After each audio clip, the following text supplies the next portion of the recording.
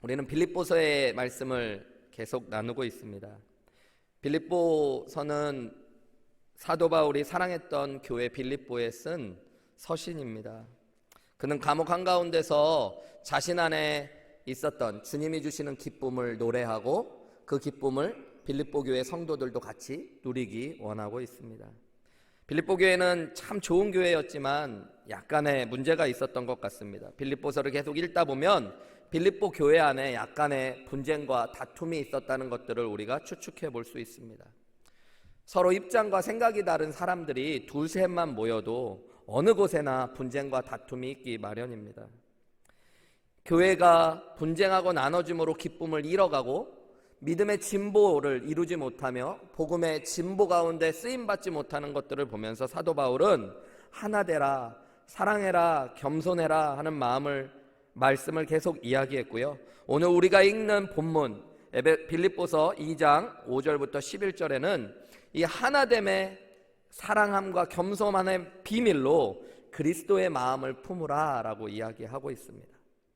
그리스도의 마음, 그것이 바로 예수 그리스도의 본성 자체이고 삶의 태도고 방향성이기 때문에 우리가 예수님의 마음만 품을 수 있다면 그분의 삶을 닮아갈 수 있다라고 이야기하는 것입니다. 사실 오늘 본문, 우리가 읽은 본문은요, 초대교회 때 찬송의 시로 많이 불려졌던 찬송가의 시라고 합니다. 그러면서도 신학적으로 기독론, 예수님이 이 땅에 오셔서 어떤 일을 이루셨는지에 대해서 가장 간결하게 요약하고 있는 귀한 걸작품 중에 하나라고 이야기합니다. 사도 바울이 빌립보서에 쓴 이 시를 초대교회가 찬송을 붙여 불렀는지, 원래 초대교회가 불러왔던 찬송의 시를 사도 바울이 그대로 적었는지는 정확히 알 수 없지만 중요한 건 초대교회 성도님들이 이 말씀을 계속 교회의 역사 가운데 묵상하며 중요한 말씀 가운데 하나로 기억하려고 했다는 것입니다. 교회가 부르고 노래하며 기억해야 될 말씀 중에 하나가 우리 안에 그리스도의 마음을 품어야 된다라는 것입니다. 예수 그리스도의 마음을 품으면 어떤 삶의 변화들이 일어날지, 그리고 예수 그리스도의 마음을 품는다는 것이 도대체 어떤 의미인지 오늘 말씀을 통해서 우리가 좀 함께 나누어 보기 원합니다. 첫 번째로 우리가 오늘 예수 그리스도의 마음을 품으라 하는 말씀을 통해 깨달을 수 있는 건 우리가 품어야 될 예수 그리스도의 마음이 사랑이라는 것입니다. 그래서 우리가 예수님의 사랑으로 사랑해야 된다는 것들을 말씀하시는 거예요.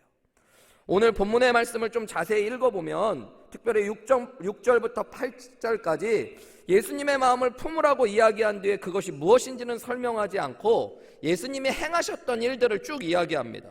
6절에 보면 그는 근본 하나님의 본체시나 하나님과 동등됨을 취할 것으로 여기지 아니하시고 하나님과의 동등됨을 취하지 않고 버리시고 비우셨다는 얘기입니다. 7절에 보면 오히려 자기를 비워 종의 형체를 가지사 사람과 같이 되셨고 8절에 보면 사람의 모양으로 나타나사 자기를 낮추시고 죽기까지 복종하셨으니 곧 십자가에 죽으심이라. 예수님의 행동과 삶을 이야기해요. 예수님의 마음을 품으라고 이야기한 다음에요. 예수님의 마음을 품으라는데 그 마음이 무엇일까 생각할 때 사도 바울은 직접적으로 예수님 안에 있었던 마음이 이거고 이 마음을 품으라 라고 이야기하는 게 아니라 그분의 삶과 행동을 표현해 줌으로써 우리에게 그분의 마음에 있었던 것이 무엇인지를 알 수 있도록 유도하고 있는 것입니다. 여러분, 우리의 마음에 있는 것이 행동으로 표현되어지죠. 어떤 분이 홈리스만 보면 운전을 하다가 운전을 멈추고 눈물을 흘리시고 지갑에 있는 걸 모두 다 꺼내주는 행동을 한다면 우리는 그분의 마음 안에 긍휼과 사랑이 풍성하다는 걸 느끼게 되어질 것입니다. 어떤 분이 여러분만 보면 눈을 마주치지 않으려고 그러고 인사하려고 다가가면 고개를 획 돌리고 계속 여러분을 피해 다녀요. 그러면 그분의 마음 안에는 여러분을 향한 상처나 아픔과 미움이 있다는 것들을 우리가 알게 되어지는 거죠. 오늘 본문도 마찬가지입니다. 예수님의 행동을 통해서 우리는 예수님의 마음이 무엇인가를 알아야 되고 그 마음이 우리가 품어야 될 마음이라고 사도 바울은 알려주고 있는 것입니다. 오늘 예수님이 하신 행동은 사실 크게는 두 가지로 표현되어질 수 있는데요. 예수님이 인간이 되셨다는 것과 십자가에 못 박혀 죽으셨다라는 것입니다. 그것을 위해 예수님께서는 근본 하나님의 본체이신 그분이 6절에 하나님과 동등됨을 취할 것으로 여기지 아니하시고 자기를 다 비워내셨다라고 이야기하고 있습니다. 여기 보면 근본, 또 하나님의 본체라는 말은 변하지 않고 태초부터 원래 가지고 계셨던 존재 자체를 이야기하는 말입니다.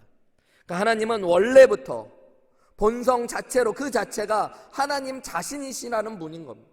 예수님은 하나님이 되신 분도 아니고 하나님의 권리와 어떤 능력을 취한 분도 아니고 원래 본성적으로 그 자체가 하나님이신 분이라는 것입니다.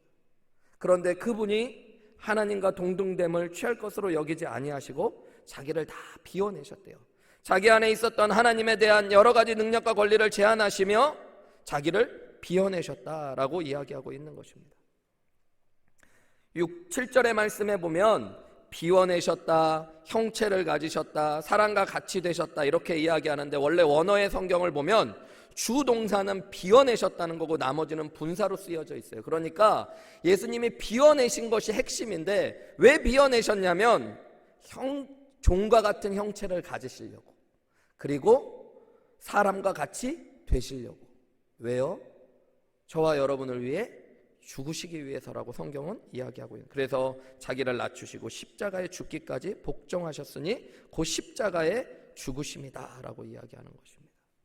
변함없이 아무도 빼앗을 수 없는 하나님 그 자체이신 예수 그리스도께서 인간이 되셨다는 거예요.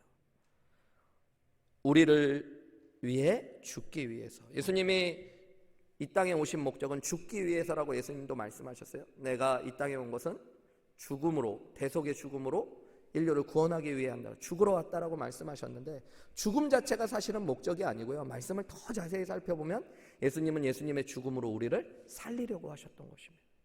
죄로 죽을 수밖에 없었던 저와 여러분을 대신하여 죽으심으로 예수님은 우리를 살리시고자 이 땅에 하나님이신 그분이 인간의 몸을 입고 오시고 종의 형체를 가지셨고 십자가에 못 박혀 죽으셨다라고 성경이 이야기하고 있는 거예요. 이 일을 위해 예수님이 하신 두 가지의 방향이 있는데, 삶의 태도가 있었는데, 그게 뭐냐면 낮아지심과 비워내심이에요. 자기의 것들을 내어주시고 자기 작고 낮은 방향으로 하늘에서 이 땅으로 내려오시고 죽음의 자리로 내려가시고 하나님의 능력과 권한을 내어놓으시고, 그리고 예수님께서 자신의 생명을 다 내어주신 것입니다. 그리고 이것이 겸손이다라고 성경은 알려주고 있는 거예요. 예수님께서 왜 죽으셨다고요? 여러분, 방금 전에 얘기했지만 우리를 살리기 위해서 죽으셨어요. 요한일서 4장 9절은 이 우리를 살리기 위해 하셨던 예수님의 마음을 이렇게 표현합니다. 하나님의 사랑이 우리에게 이렇게 나타낸 바 되었으니 하나님이 자기의 독생자를 세상에 보내주신 이유는 그로 말미암아 우리를 살리려 하심이라. 여러분, 예수님이 이 땅에 오신 목적은 우리를 살리기 위한 건데, 그 우리를 살리기 위했던 하나님의 마음, 예수님 안에 있었던 마음은 사랑이다라고 성경은 다른 곳에서 일괄적으로 설명하고 있어요. 빌립보서 2장 5절부터 11절까지에는 구체적으로 예수님의 마음이 무엇인지를 설명하지 않고 표현하고 그분이 하신 행동으로만 표현하지만, 다른 많은 성경에서는 예수님이 인간이 되셨던 이유, 그리고 십자가에 못 박혀 죽으셨던 예수님의 마음을 사랑으로 표현하고 있습니다. 우리가 너무너무 잘 아는 성경의 대표적인 말씀들이 다 그래요. 요한복음 3장 16절은 어떻게 표현합니까? 하나님이 세상을 이처럼 사랑하사 독생자를 주셨고, 그래서 그분을 믿는 자는 멸망치 않고 생명, 우리를 살리려고 하셨다고 이야기하는 것입니다. 요한일서 3장 16절은 뭐라고 이야기합니까? 예수님께서 그가 우리를 위하여 목숨을 버리셨으니 우리가 이로써 무엇을 알게 된다고요?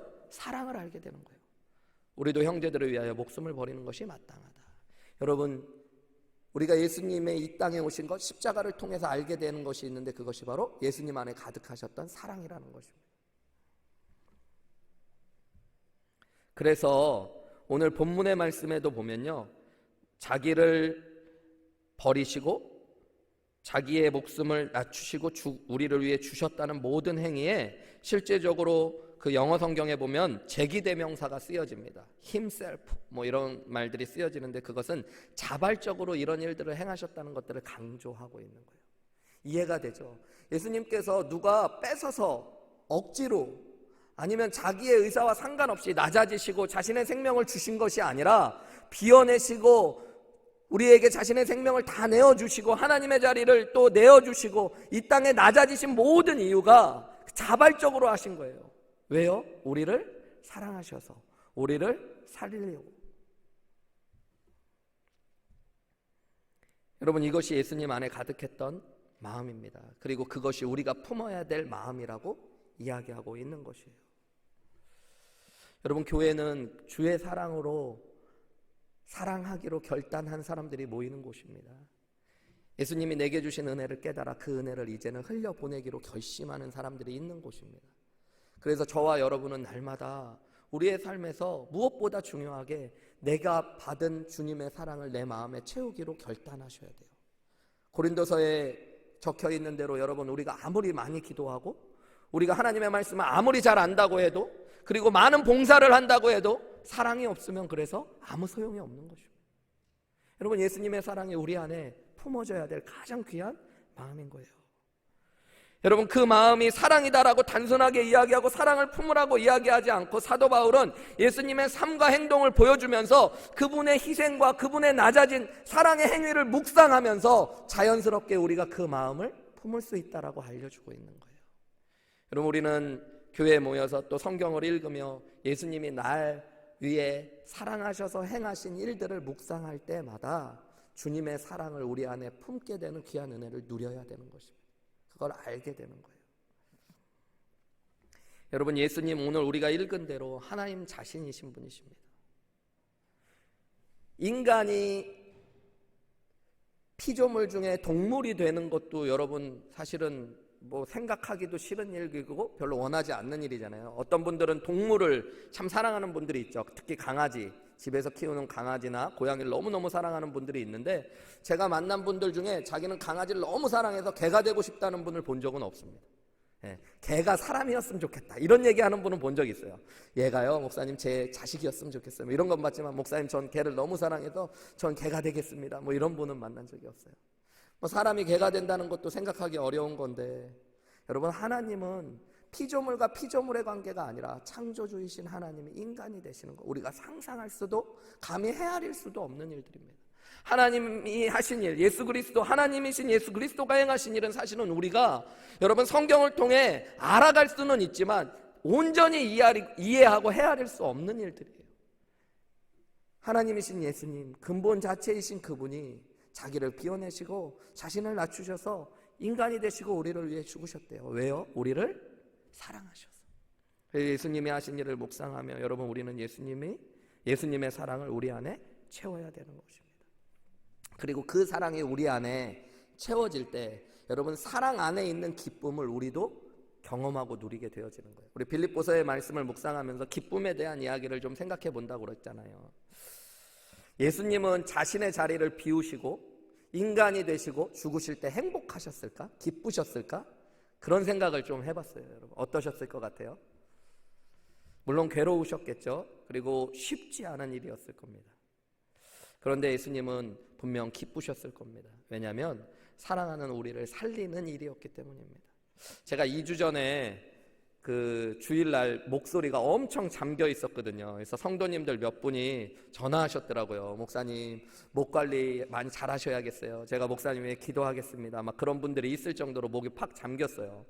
제가 목 관리를 잘못해서 설교를 이렇게 성도님들이 편하게 못 듣게 했다는데 마음이 좀 아프기도 했지만 그 이유가 좀 있었습니다. 제가 한 열흘쯤 전에 집을 이사를 했는데요.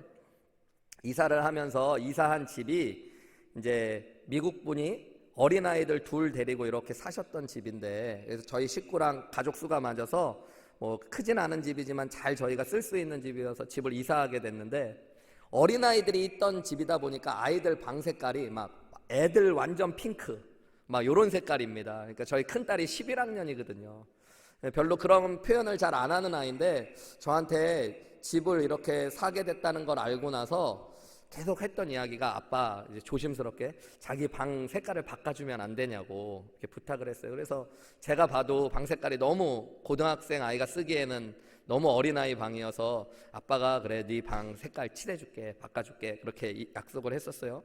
근데 막 시간이 지나고 교회 사역하면서 뭐 정신도 없이 지나가다가 2주 전에 이제 이사 딱 일주일 남은 시간이에요. 열흘, 이제 그 다음 주 토요일 날 이사를 하는 거고, 그 주간에는 뭐 카페 청소도 해야 되고 뭐 이런 게 있어가지고 시간이 거의 없는데 딸이 걱정이 됐나 봐요. 저는 잊고 있었는데 자기 방이니까. 그래서 토요일 날 저녁에 제가 이제 교회에서 사역하고 들어가서 오후에 좀 이제 쉬려고 그러는데 조심스럽게 아빠 하고 싶은 말이 있다고 그러면서 무슨 얘기냐고 그랬더니 방 색깔 안 바꿔줄 거냐고 물어보는 거예요. 근데 시간을 보니까 토요일 5시예요. 내일 주일 설교해야 되고 이제 여러 가지 유혹이 마음에서 드는 거죠. 이거는 그냥 아빠 내일 사역해야 되는 거 알지? 아빠 중요한 사람인 거 알지? 좀 나중에 시간 나면 해줄게. 아니면 나중에 살다 해줄게. 뭐 이래야 되나? 근데 우리 아이가 너무 원하는 게 느껴지고 또 우리 아이를 기쁘게 해줘야 된다는 마음. 제가 또 무엇보다도 아이를 사랑하니까. 그래서 저녁 5시에 이 코로나를 뚫고 홈디포에 가서 페인트 칠할 것들을 다 사서 아이 방을 칠하기 시작했어요. 다 칠했더니 3번 정도 그 칠을 깨끗하게 해서 색을 잘 나오게 했더니 밤 11시가 된 거예요. 온몸에 천장까지 다 칠했더니 페인트가 다 묻고 집에 가서 페인트를 털어내고 이제 말씀 준비했던 거 다시 한번 확인하고 잠을 자고 아침에 일어나는데 피곤하니까 목이 확 잠겨버린 거죠. 여러분 제 마음이 어땠을까요? 어쩌다 저런 딸을 낳아가지고 뭐 이런 생각했을까요? 예. 제가 몸은 힘들고 어려웠는데요 참 행복했어요. 사실은 내가 딸을 위해 무언가 해줄 수 있고 딸이 그것 때문에 기뻐한다는 그 자체가요 너무너무 좋아요. 저희 딸이 자기 방 색깔이 칠해진 걸 보고 너무너무 기뻐하는 거예요. 그리고 아빠가 자기를 위해 그렇게 밤늦게까지, 우리 아이가 뭐 몰랐겠어요. 아빠가 그 다음날 설교하는 것도 알고. 그런데 자기 안에 그게 너무 중요하고 필요해서 나름 이야기한 건데 아빠가 자기가 생각한 것보다 훨씬 더 큰 행동으로 사랑을 표현해 준 것들을 보고 행복해하는 거예요. 그리고 그 행복해하는 모습 때문에 몸은 힘들었지만 저도 기쁜 거예요. 여러분 그것이 예수님께서 오늘 빌립보서를 통해 우리에게 알려주시는 기쁨의 비밀입니다. 우리는 사실은 우리 지난주에 나눈 대로 교회 안에 있었던 다툼의 마음, 허영의 마음, selfish ambition, 그리고 허영의 마음, 헛되고 그냥 공허한 것들을 추구하는 욕심들, 여러분 이것 때문에 우리는 불행한 거예요. 우리 안에 예수님의 사랑이 가득 채워지고 하나님을 그리고 이웃을 그 사랑으로 사랑하기 시작하면 우리 안에 진짜 세상이 알 수도 없고 세상이 이해할 수도 없는 기쁨이 우리 안에 주어진다는 것들을 믿으시고 예수님의 사랑을 품어내실 수 있는 저와 여러분들이 되시기를 주님의 이름으로 축복합니다. 두 번째로 오늘 본문의 말씀을 통해 우리가 생각할 수 있는 것은 예수님의 사랑을 우리가 품었을 때 이 예수님의 사랑은 드림과 높임이라는 행동을 통해 표현돼야 된다는 것입니다. 이상한데요 목사님, 분명히 예수님이 하신 행동은 비워짐과 낮춤이라고 이야기하셨는데 왜 목사님 드림과 높임을 통해 표현된다고 하십니까? 맞아요. 실제 예수님이 하신 행동은 높이시는 게 아니라 자기를 낮추시는 행위였고 드리는 행위가 아니었고 비워내시는 행위였다라고 성경은 기록하고 있습니다. 이것이 바로 겸손이라는 말로 표현된 말이에요. 여러분 우리는 흔히 겸손을 생각하면 때로는 오해를 합니다. 그래서 제가 이 성경에서 얘기하는 겸손, 낮아짐과 비워냄을 이해하기 위해 도리어 반대되는 역설적인 드림과 높임에 대한 이야기를 던진 거예요. 특별히 지난주에도 잠깐 이야기를 나눴지만 우리는 겸손 이런 이야기를 들으면 유교적인 문화에서 자란 한국 사람들은 겸손하면 딱 떠오르는 것이 자기를 좀 낮추려고 무조건 낮추기만 하고 또 자기가 가진 것들을 없는 것처럼 표현하는 것, 겸양이라든가 말로 이야기하는 것들로 착각합니다. 그리고 불교나 유교에서도 이야기하는 검소함과 무소유가 예수님께서 얘기하는 겸손의 마음의 표현처럼 착각할 때가 있습니다. 여러분 오늘 예수님께서 말씀하시는 진짜 겸손, 그래서 예수님이 하신 낮아짐과 비움을 이해하기 위해서는 도리어 반대로 여러분 드림과 높임에 대한 이야기를 이해할 필요가 있습니다. 왜냐하면 기독교의 모든 가치는 여러분 나의 인격을 수양하는 데서 그치는 것이 아니라 분명한 대상을 가지고 표현돼야 되는 거예요. 그 대상은 하나님과 주변에 있는 형제자매 이웃들입니다. 무슨 이야기인가를 좀 이해하실 필요가 있는데요. 여러분 우리는 겸손이라고 이야기하면 자기를 깎아내리는 것이 무조건 겸손이라고 착각하는 경향이 있어요. 그래서 누가 자매님 왜 이렇게 노래를 잘하세요? 하나님이 주신 은사입니다. 하나님을 찬양합니다. 이러는 게 아니라, 하나님을 높이는 게 아니라, 아니에요, 저 형편없어요. 분명히 나보다 훨씬 잘하는데 그 사람이 자기가 형편없다고 그러면 칭찬한 사람은 난 얼마나 더 형편없는 거야, 막 이렇게 되는 거거든요. 서로 다 비참해지는 거예요. 자기만 깎아내리는 게 아니라 조금 지나면 주변의 사람도 깎아내립니다. 예, 남편분이 너무 훌륭하시더라고요. 아내분이 너무 훌륭하시더라고요. 아이들이 너무 똑똑하더라고요. 착하더라고요. 그러면 겸손해야 된다고 생각해서 그냥 아무 의식 없이 생각으로 뭐라고 이야기하냐면, 아니에요, 우리 남편 형편없는 사람이에요. 우리 아내 이상한 사람이에요. 뭐 이렇게 얘기하고, 우리 애요 착한 애 아니에요. 말을 얼마나 안 듣는지. 그게 그냥 사실 쑥스러워서 교만할까봐 하는 표현이 될 때가 있습니다. 성경에서 얘기하는 것들은 그런 것이 아니에요.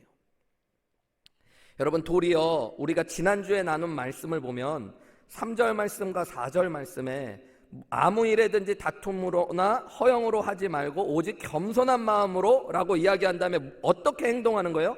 각각 자기보다 다른 사람들, 남을 낮게 더 높이 여겨주고, 각각 4절에 자기 일을 돌볼 뿐더러 또한 각각 다른 사람들의 일을 돌보는 것, 다른 사람들의 필요를 채워주고 다른 사람들을 높이는 것이 여러분 겸손이다라고 이야기하고 있는 거예요.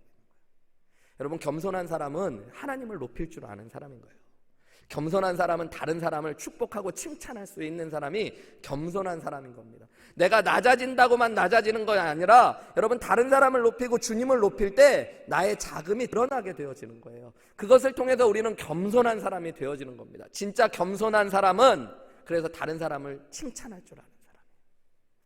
여러분, 한번 옆에 있는 분들을 딱 쳐다보시고 가장 가까이 계신 형제자매님을 한 가지씩만 칭찬해 보세요. 한번 해보세요. 억지로라도 목사님 시켰으니까 한 가지 찾으셔서, 머리 스타일이 멋지십니다, 뭐 외모가 너무 멋지십니다, 목소리가 좋으십니다, 눈이 아름다우십니다.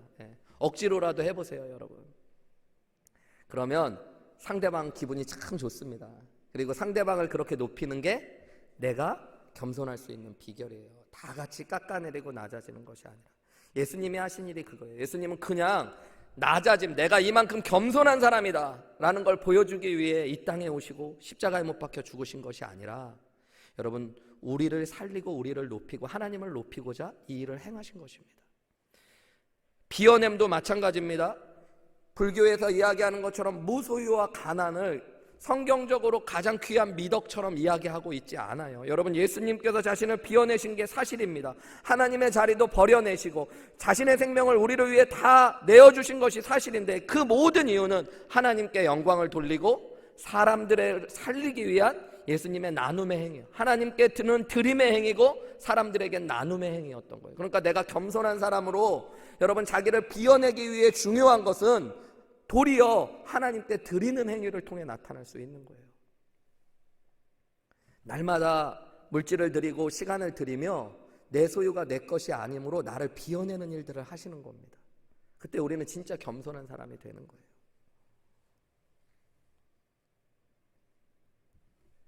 파인애플 이야기라는 얇은 책이 있습니다. 많은 분들이 읽어보시기도 했을 텐데요. 저희 교회 도서관에도 있더라고요. 안 읽어보신 분들은 한번, 짧은 책이니까 그냥 한번 읽어보실 것들을 권하는데요. 이 얘기는 실화를 바탕으로 선교사님께서 적은 책입니다. 네덜란드령에 있었던 뉴기니아 섬에서 사역을 하게 되신 선교사님이 7년 동안 겪으신 이야기를 기록하고 있는데요. 이분이 의료 선교를 하시며 무료 병원을 차리시고 또 원주민들을 위하여 상점을 차려서 필요한 물건들을 공급하시는 일들을 했습니다. 정글에 살던 사람들을 마을로 데리고 내려와서 그들에게 삶의 필요들을 채워주고 또 교회를 지어서 신앙 공동체를 만들어 갔는데요. 이분에게 한 가지 마음의 소원이 있었는데, 파인애플을 너무너무 먹고 싶은 거예요. 파인애플을 구해서 먹고 싶은데 가져와서 먹을 수 있는 방법이 시원치 않다는 것들을 아시면서 어렵게 파인애플 묘목을 구합니다.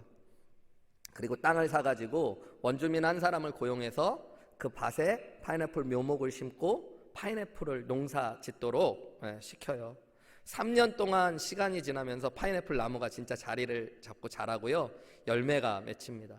선교사님은 그날만을 기다렸던 거예요. 파인애플을 너무너무 먹고 싶어서. 이제 파인애플이 다 익었을 때쯤 파인애플 밭에 갔는데요. 파인애플 열매가 하나도 없는 겁니다. 너무너무 안에 분노가 막 차고 치밀어 오르시는 거예요.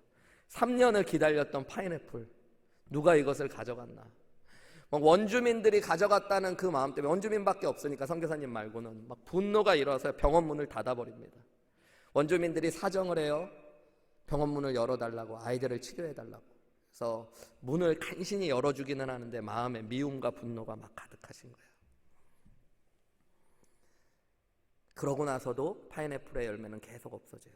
나중에 그 범인을 잡기 위해 노력하시다가 도둑을 알게 되었는데 3년 동안 그 농사를 지었던 원주민이 파인애플 도둑이었던 거예요. 그 사람을 불러서 이야기합니다. 야, 내가 너한테 원하는 거 다 줬고 이거 내 돈으로 산 내 밭에 내 돈으로 산 나무를 심어서 한 건데 네가 먹으면 어떡하냐 그랬더니 이 원주민이 아무렇지도 않게 심고 가꾼 사람이 먹는 것이 정글의 법칙이다.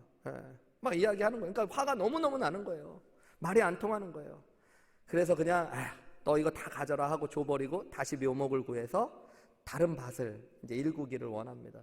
다른 원주민한테는 이번에는 처음부터 확실하게 계약을 해야지 하면서 이야기를 하는데 이 사람도 내가 왜 남이 먹을 파인애플을 가꿔야 되는지 이해를 못하겠다고 그러면서 그 일을 하지 않겠다고 그래요. 고민을 하다가 선교사님이 갖고 계셨던 아주 멋진 정글 칼을 선물해 주면서 이 파인애플을 키워달라고 얘기해요. 이 사람이 약속을 했어요. 그리고 3년이 또 지납니다. 그런데 또 파인애플이 없어지는 거예요. 이번에도 농사를 지었던 사람이 약속을 어기고 파인애플을 가져가요. 선교사님이 너무너무 화가 났어요. 그래서 상점까지도 문을 닫아버립니다. 원주민들이 다 정글로 떠나버렸어요. 그러고 났더니 선교사님의 삶에 더 어려움이 옵니다.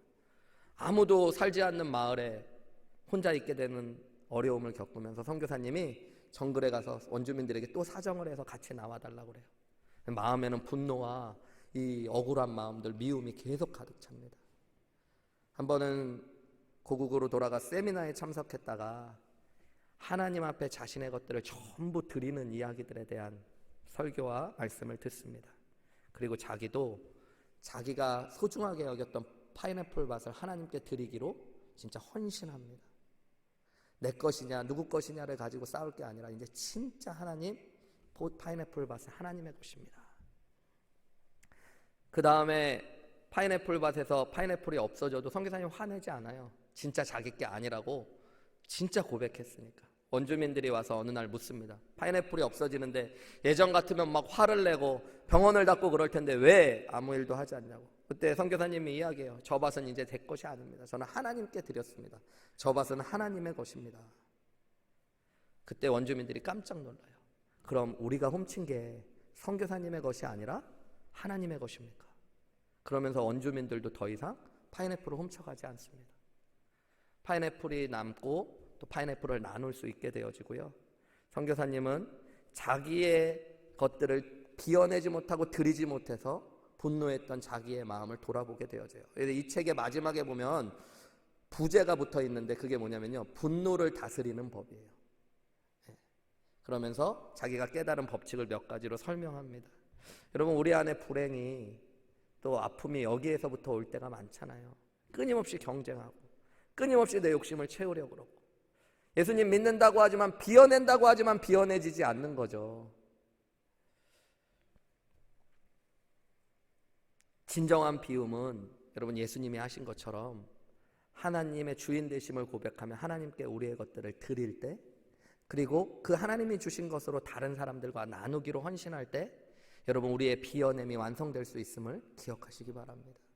여러분, 우리의 진정한 낮아짐은 그냥 입술로만 나를 깎아내리고 주변을 깎아내리는 것이 아니라 하나님을 하나님으로 인정하고 높여드리고 다른 사람을 하나님의 마음으로 축복하며 높여줄 수 있을 때, 칭찬할 수 있을 때 그 하나님의 겸손이 완성되고 표현된다는 것들을 꼭 기억하셨으면 좋겠습니다. 여러분, 우리 교회가 칭찬이 많은 교회였으면 좋겠습니다. 그 교회 좋은 교회예요. 좋은 교회 가보면 여러분 사람들이 다 밝고요, 칭찬이 많습니다. 막 저를 보면서도 좋은 교회들 가서 설교해 보면요, 목사님 키가 어쩜 그렇게 아담하세요? 막 이렇게 칭찬하세요. 안 되는 교회들은 가서 목사님 도대체 뭘 드셔서 엄마가 작으세요? 아빠가 작으세요? 막 이런 얘기하면 그럼 안 돼요, 여러분. 칭찬. 여러분, 목사님 칭찬하신다고 문제되는 거 하나도 없습니다. 밖에서 이제 달라스에서 생활하시다 보면 목사님 새로 오셨는데 어때요? 그러면 여러분 억지로라도 칭찬하세요. 그러면 여러분 하나님께서 영광 받으시고 또 여러분이 겸손한 사람처럼 보입니다. 마지막으로 세 번째 우리가 기억하고 묵상할 수 있는 빌립보서 2장 5절부터 11장까지의 진리 중에 하나는 우리가 비어지고 낮아졌을 때 하나님은 우리를 높이시고 채우시고 일하신다는 것입니다. 여러분, 오늘 우리가 읽은 빌립보서 2장 5절부터 11절은 사실 두 가지의 부분으로 나누어졌는데요, 우리가 이미 본 대로 5절부터 8절에는 예수님의 마음을 품고 그 예수님의 마음이 어떻게 표현되어졌는지를 설명하고 있고요, 9절부터 11절까지는 그렇게 낮아지시고 비워내신 예수님을 하나님께서 어떻게 축복하시고 행하셨는가를 이야기하고 있습니다. 9절에 보면 이러므로 하나님이 그를 지극히 높여, 예수님이 낮아졌을 때 하나님은 예수님을 높여주셨어요. 모든 이름 위에 뛰어난 이름을 주사, 예수님이 자신을 다 비워내셨을 때 하나님께서는 예수님께 모든 이름 위에 뛰어난 이름을 주셨습니다. 하늘에 있는 자들과 땅에 있는 자들과 땅 아래에 있는 자들로 모든 무릎을 예수의 이름에 꿇게 하시고 모든 입으로 예수 그리스도를 주라 시인하여 하나님 아버지께 영광을 돌리게 하셨느니라. 여러분, 우리 인간의 본성은 더 많이 갖고 더 높아지기 원하는 본성이 있어요. 누구에게나 있습니다. 그래서 자기를 비우고 무언가 다른 사람을 높이며 자신을 낮춘다는 건 어려운 일이에요. 그런데 이 일을 행할 때 여러분, 하나님께서 역사하시는 일들이 있다는 걸 사도 바울은 이야기해주고 있는 것입니다. 예수님에게 하셨던 하나님의 역사가 우리가 낮아지고 비워낼 때 우리 안에 일어날 수 있다라고 설명하고 있는 것입니다. 여러분, 이거는 성경에서 예수님께서도 확인하셨던 하나님의 법칙입니다. 마태복음 23장 12절에 보면 이렇게 말씀하셨죠. 예수님이 누구든지 자기를 높이는 자는 낮아지고 누구든지 자기를 낮추는 자는 높아질 것이라고요. 여러분, 이것이 하늘의 법칙입니다. 내가 나를 낮출 때 하나님이 나를 높이시고요, 내가 나를 높이면 하나님이 나를 낮추십니다. 주님이 낮은 자리를 향해 나아가시는 분이세요. 우리가 읽은 본문에 보면 이 예수님의 마음이 하셨던 일들이 삶의 방향과 태도이기 때문에 NIV 성경 같은 데는 예수님의 마음을 에리튜드, 행동과 태도라고 이야기했던 거예요. 여러분, 예수님의 삶의 방향이, 예수님의 바라보시는 관점이 낮은 곳, 그리고 자신을 비우는 방향이에요. 그 얘기는 우리가 낮아지면 주님이 우리에게 찾아오시고 우리가 비어졌을 때 주님이 우리를 채우시고 주님이 일하신다라는 것들을 알려주고 있는 것입니다. 성경에 보면 저는 말씀을 이렇게 마무리하고 묵상하다가 두 가지의 성경의 이야기가 떠오르더라고요. 가나의 혼인잔치와 또 베드로의 빈 구물이 떠오르더라고요. 둘 다 보면 뭐가 똑 떨어지죠, 그죠? 예. 가나의 혼인잔치에는 뭐가 떨어졌어요? 포도주가 떨어졌습니다. 그러니까 포도주 항아리가 아마 비었을 것입니다. 또 베드로는 밤새도록 고기를 잡았지만 아무것도 잡지 못해서 무엇을 쥐고 있었던 거예요? 빈 그물을 싣고 있었던 것입니다. 그리고 그곳에 누가 찾아오시는 거예요? 예수님이 찾아오시고 그곳에 예수님이 계셨기 때문에 예수님이 일하시기 시작하는 것입니다. 어떻게 일하셔요? 생각하지도 못했던 더 좋은 포도주로 상상할 수도 없었던 그물이 찢어지도록 잡히는 역사가 거기서부터 시작되는 거예요. 그게 하나님의 이야기고 하나님의 일하심의 방식입니다. 저는 그런 생각을 해봤어요. 뭐가 좀 남아있었으면 어떤 일이 발생했을까? 떨어지긴 떨어졌는데 조금 포도주가 남아있어요, 여러분. 그럼 어떻게 했을까요? 혼례를 주관했던 연회장, 결혼식을 주관했던 사람이 어떻게 했을까요? 제가 연회장이었으면 저는 10중 8구 그랬을 겁니다. 물 타라고. 많이 취했으니까 일단 물을 타. 사람들한테 최대한 포도주인 것처럼 보일 만큼 물을 타고 나눠줘, 뭐 이런 꾀를 부렸을지 모릅니다. 아마 예수님 앞에 구하면서 예수님의 일하심을 바라보지 못했을 거예요. 여러분, 고기를 잡긴 잡았는데 긴 그물이 아니라 조금 잡았어요. 피레미 한 5마리, 물고기 1마리 정도 잡았어요. 그러면 여러분, 예수님 앞에 진짜 온전히 내어드리고 그분의 말씀에 이해할 수 없도록 온전히 헌신하고 예수님이 역사하시는 일은 안 일어났을지도 모릅니다. 그냥 이거 빨리 구워 먹고 배고프더라도 내일을 기하자, 뭐 이랬을지도 모릅니다. 낮아짐과 비어짐이 여러분 예수님이 일하시는 자리고 하나님이 역사하시는 자리입니다. 왜 내 삶에 주님이 마음껏 일하시지 못하나?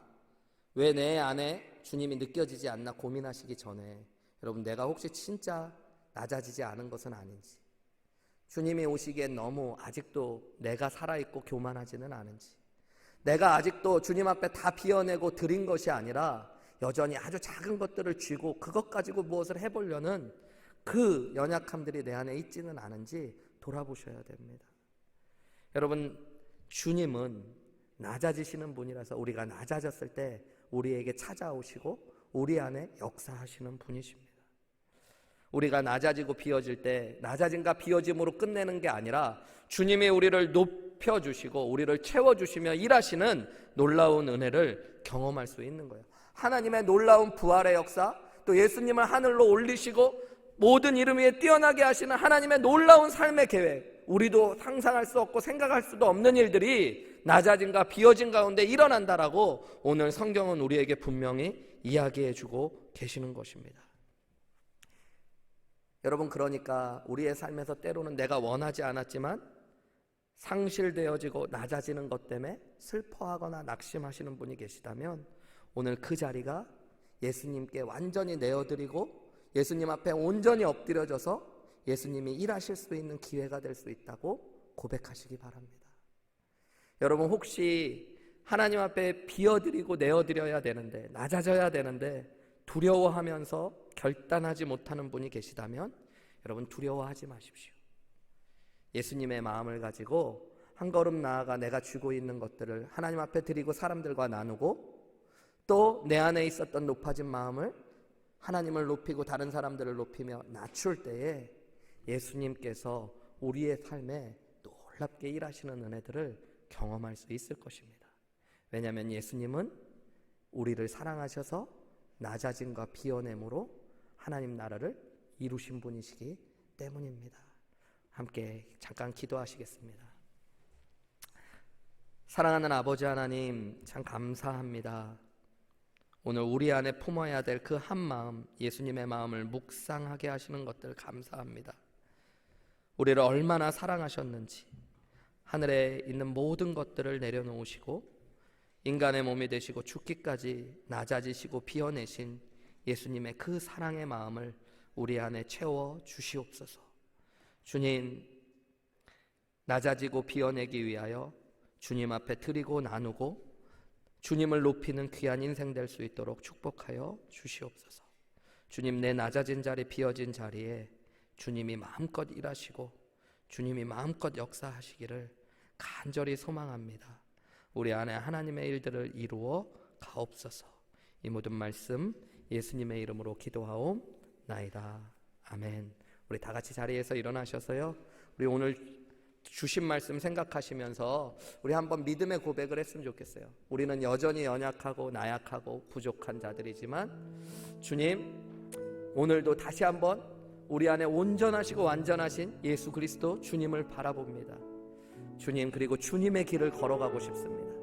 주님이 우리의 삶에 역사하여 달라고 우리 함께 오늘 주신 말씀 생각하시면서요, 우리 찬양하고 기도함으로 나아가시겠습니다.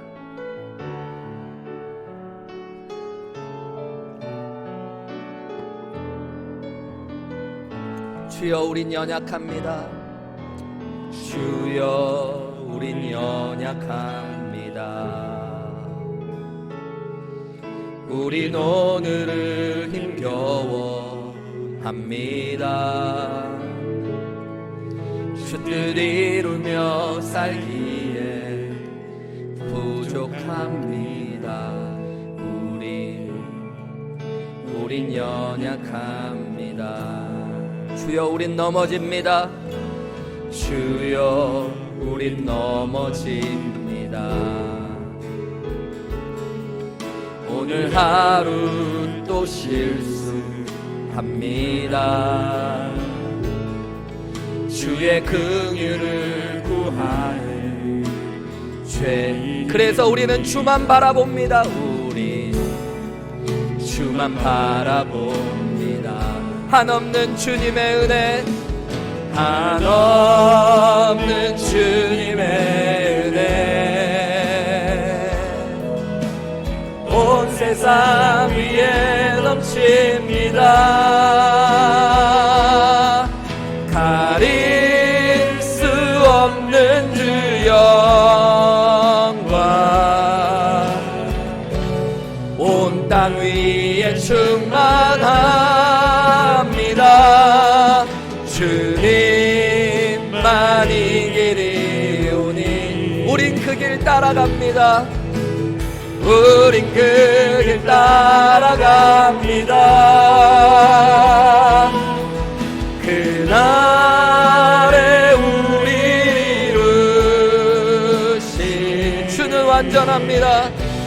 주는 완전. 우리 한 번 더 고백합시다. 주여 우린 연약합니다. 주여 우린 연약합니다. 우린 오늘은 힘겨워합니다. 주 뜻 이루며 살기에 부족합니다. 우린 연약합니다. 주여 우린 넘어집니다. 주여 우린 넘어집니다. 오늘 하루 또 실수합니다. 오늘 하루는 또 실수합니다. 주의 긍휼을 구하는 죄인입니다. 우리 주만 바라봅니다. 아멘. 한없는 주님의 은혜, 한없는 주님의 은혜 온 세상 위에 넘칩니다. 온 세상 위에 넘칩니다. 가릴 수 없는 주 영광 온 땅 위에 충만합니다. 주님만이 길이 오니 우린 그 길 따라갑니다. 우린 그 길 따라갑니다. 그날에 우리를 이루실 아멘 아멘.